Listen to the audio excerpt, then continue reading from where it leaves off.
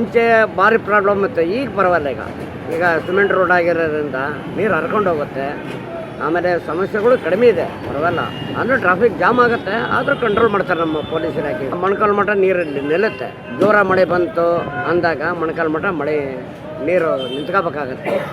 ಗಾಡಿ ಬಿಟ್ಟು ನಾವು ತರ್ಕೋಬೇಕಾಗತ್ತೆ, ಅಷ್ಟೇ, ಇನ್ನೇನಿಲ್ಲ. ಸಮಸ್ಯೆ ಆಗುತ್ತೆ, ವ್ಯಾಪಾರಗಳು ಇರೋದಿಲ್ಲ, ಹಣ್ಣುಗಳು ಲಾಸ್ ಆಕ್ಕವು, ಎಲ್ಲ ಸಮಸ್ಯೆ ಇದೆ. ಇಲ್ಲ ಅಂತಲ್ಲ, ಮತ್ತಂದೆಲ್ಲ ಸರಿ ಮಾಡ್ಕೊಂಡೇಬೇಕಾ ನಾವು. ಸಾಕಷ್ಟು ಸಲ ತುಂಬಿಕೊಂಡಿದೆ, ಸಾಕಷ್ಟು ಸಲ ಭಾಳ ಬರ್ತಾ ಇದೆ ದಾವಣಗೆರೆ ಸಿಟಿಯಲ್ಲಿ. ಮಳೆ ಬರೋದರಿಂದ ನಮಗೂ ಸ್ವಲ್ಪ ಭಾಳ ತೊಂದರೆ ಆಗ್ತಾ ಇದೆ. ನೀರಂತರೂ ವಿಪರೀತ ನಿಲ್ಲುತ್ತೆ, ಹೊರಗಡೆ ನೀರು ಮೂವ್ ಆಗ್ತಾ ಇಲ್ಲ. ಇಲ್ಲಿ ಚರಂಡಿಗಳಲ್ಲಿ ಡ್ರೈನೇಜ್ ಪ್ರಾಬ್ಲಮ್ ಇದೆ ಎಲ್ಲ. ಈ ಸಮಸ್ಯೆಗಳು ಯಾರಿಗೆ ಹೇಳ್ಬೇಕನ್ನೋದೇ ನಮಗೆ ಪ್ರಾಬ್ಲಮ್ ಆಗಿಬಿಟ್ಟಿದೆ. ರಾಜಕೀಯದವರು ಅವರೆಲ್ಲ ಎಲೆಕ್ಷನ್ ಇದ್ದಾಗ ಬರ್ತಾರೆ ಮತ್ತು ಹೋಗ್ಬಿಡ್ತಾರೆ ಅವ್ರ ಪಾಡಿಗೆ ಅವರು. ನಾವು ಯಾರಿಗೆ ಹೇಳ್ಬೇಕು ಯಾರಿಗಿಲ್ಲ ಅನ್ನೋದೇ ಸಮಸ್ಯೆ ಭಾಳ ಆಗಿದೆ. ಟ್ರಾಫಿಕ್ ಅಂದ್ರೆ ಫುಲ್ ಜಾಮ್ ಆಗಿಬಿಡುತ್ತೆ ಸರ್, ನೀರು ನಿಂತುಬಿಡುತ್ತೆ. ಟ್ರಾಫಿಕ್ ವೆಹಿಕಲ್ಗಳು ಸ್ಟಾರ್ಟ್ ಆಗಲ್ಲ, ಇಲ್ಲೆಲ್ಲ ನೀರು ನಿಂತುಬಿಟ್ರೆ ಫುಲ್ ಟ್ರಾಫಿಕ್ ಜಾಮ್, ಜನಗಳು ಬರೋದೇ ಇಲ್ಲ ಈ ಸಮಸ್ಯೆ ಇರೋದ್ರಿಂದ. ನಮ್ಮದು ಹಣ್ಣಿನ ವ್ಯಾಪಾರ. ನಾವು ನೋಡಿರಿ ವ್ಯಾಪಾರ ಬೆಳಗಿಂದ ನಿಂತಿರ್ತೀವಿ, ಈ ಥರ ಮಳೆ ಬಂದು ನೀರು ಜಾಮ್ ಆಗಿಬಿಡುತ್ತಲ್ಲ, ವೆಹಿಕಲ್ಲೇ ನಿಲ್ಲಲ್ಲ, ಹೋಗ್ಬಿಡ್ತಾರೆ. ಆ ಕಡೆ ಈ ಕಡೆ ಸ್ಟಾಪ್ ಆಗಿಬಿಡ್ತಾವೆ, ಜನನೇ ಬರೋಂಗಿಲ್ಲ. ಅದೇ ಮತ್ತು ರಾಜಕೀಯದವ್ರು ಇವೆಲ್ಲ ನೋಡ್ಬೇಕು, ಸ್ವಲ್ಪ ನೋಡಿ ಬಂದು ಎಲ್ಲ ಬಗೆಹರಿಸ್ಬೇಕು. ಯಾಕಂದರೆ ಮಳೆ ಬಂದರೆ ವ್ಯಾಪಾರ ಇರೋಂಗಿಲ್ಲ, ಹಳ್ಳಿ ಜನ ಬರೋಂಗಿಲ್ಲ, ಸಿಟಿ ಜನ ಬರೋಂಗಿಲ್ಲ, ಯಾಕಂದರೆ ಕಷ್ಟ ಆಗುತ್ತೆ. ನೀರೆಲ್ಲ ನಿಂತಿರ್ತೈತಿ, ವ್ಯಾಪಾರ ಮಾಡೋಕ್ಕಾಗಂಗಿಲ್ಲ, ಭಾರಿ ಕಷ್ಟ ಆಗುತ್ತೆ. ಮಳೆ ಬಂದರೆ ವ್ಯಾಪಾರ ಭಾರಿ ಕಮ್ಮಿನ ವ್ಯಾಪಾರ.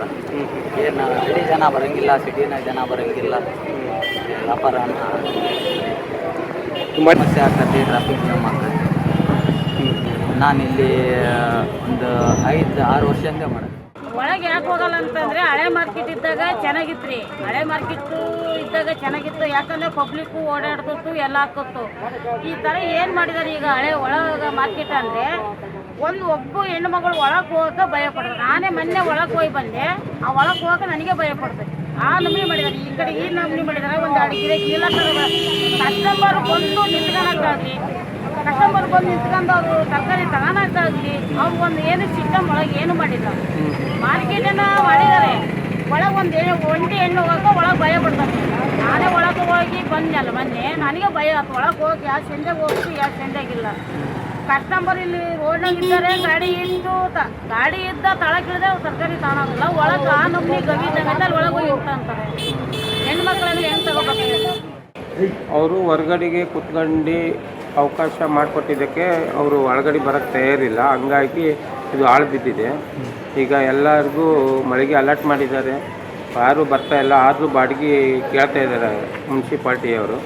ಬಾಡಿಗೆ ಕಟ್ಟಿದ್ರೆ ಅಟ್ಟಿರೋ ಅಡ್ವಾನ್ಸು ಮಟ್ಕೊಳಕ್ಕಂತೀವಿ ಅಂತ ಹೇಳ್ತಾರೆ. ಇವರು ಎಲ್ಲರನ್ನೂ ಒಳಗಡೆ ಕಳಿಸಿ ವ್ಯವಹಾರ ಶುರುವಾದರೆ ಎಲ್ಲರೂ ಒಂದೇ ವ್ಯಾಪಾರ ಮಾಡಿದರೆ ದುಡಿಮೆ ಮಾಡಿ ಬಾಡಿಗೆ ಕಟ್ಬೋದು. ಆಮೇಲೆ ಎಲ್ಲರಿಗೂ ಒಂದೇ ಥರ ಅನುಕೂಲ ಆಗುತ್ತೆ. ಇವ್ರು ಒಳ ಬಂದರೆ ರೋಡ್ ಫ್ರೀ ಆದರೆ ವೆಹಿಕಲ್ಲು ಪಾರ್ಕಿಂಗಿಗೆ ಜಾಗ ಸಿಗುತ್ತೆ. ಹೀಗಾಗಿ ಇಲ್ಲಿ ಅಧಿಕಾರಿಗಳು ಸ್ವಲ್ಪ ಅನುಕೂಲ ಮಾಡಿ ಎಲ್ಲರನ್ನೂ ಒಳಗೆ ಕಳಿಸಿ ವ್ಯಾಪಾರ ಅಭಿವೃದ್ಧಿ ಮಾಡಿ ನಗರಸಭೆಗೆ ಆದಾಯ ಬರೋಂಗೆ ಮಾಡ್ಕೋಬೇಕು.